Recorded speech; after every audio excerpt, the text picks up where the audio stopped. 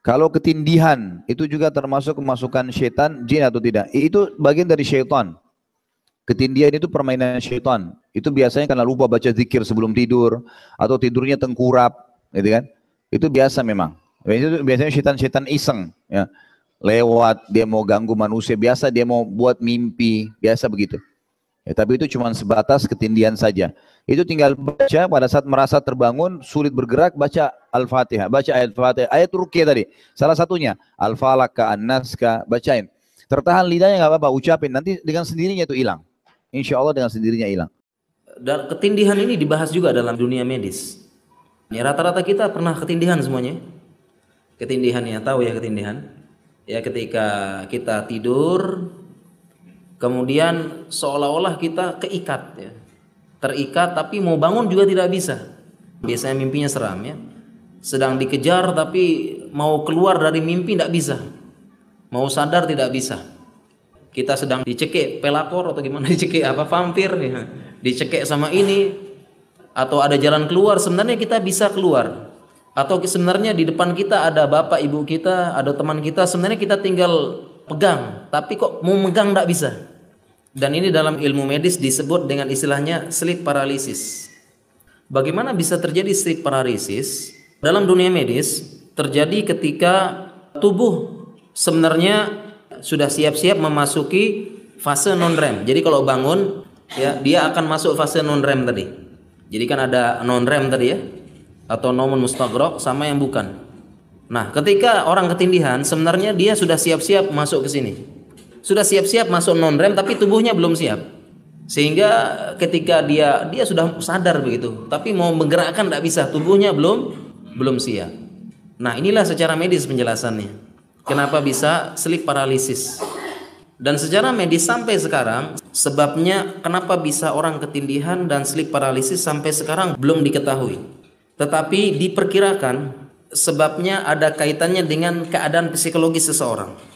Pertama, kelelahan, stres, tekanan, ya, sehingga mengacaukan fungsi otak sebentar. Jadi perpindahan tadi dari fase REM ke non-REM-nya itu tidak lancar, sempat kacau sebentar, ya, sehingga muncul ketindihan tadi.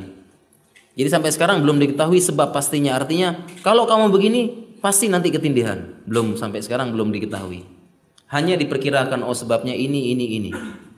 Dan dalam dunia medis dijelaskan sleep paralysis tidak berbahaya.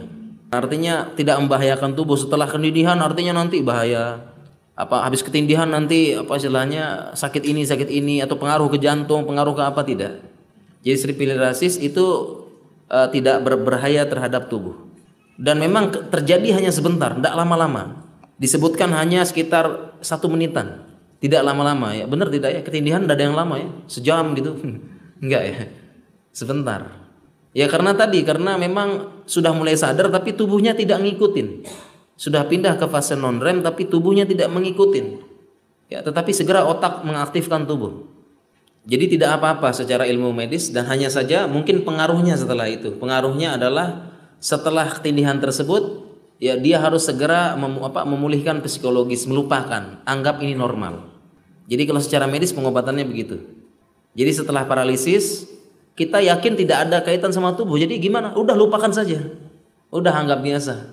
Tidak ada pengaruh dengan tubuh, dengan organ, dengan indera, dengan yang lain, tidak ada. Jadi ya sudah.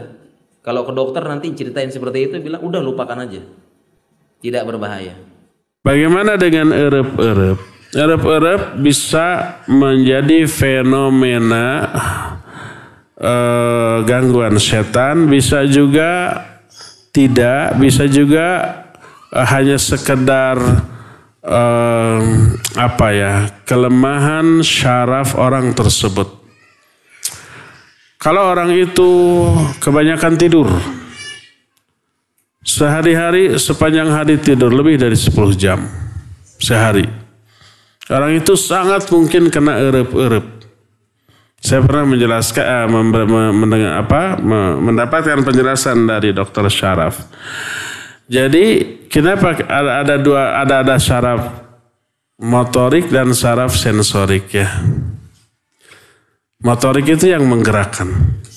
Sensorik itu yang langsung ke otak. Jadi kalau umpamanya ada sesuatu yang tertangkap oleh tangan, tangan itu laporan ke otak. Nah, otak itu memberi perintah. Perintah dari otak ke ini untuk bergerak itu motorik, yang ke otak itu sensorik. Karena lemahnya syaraf motorik, maka ketika otak memerintahkan kurang respon. Jadi ketika ketiduran, tidur yang terlalu lama, kemudian ada gangguan, susah mau bangun. Otak memerintahkan bangun.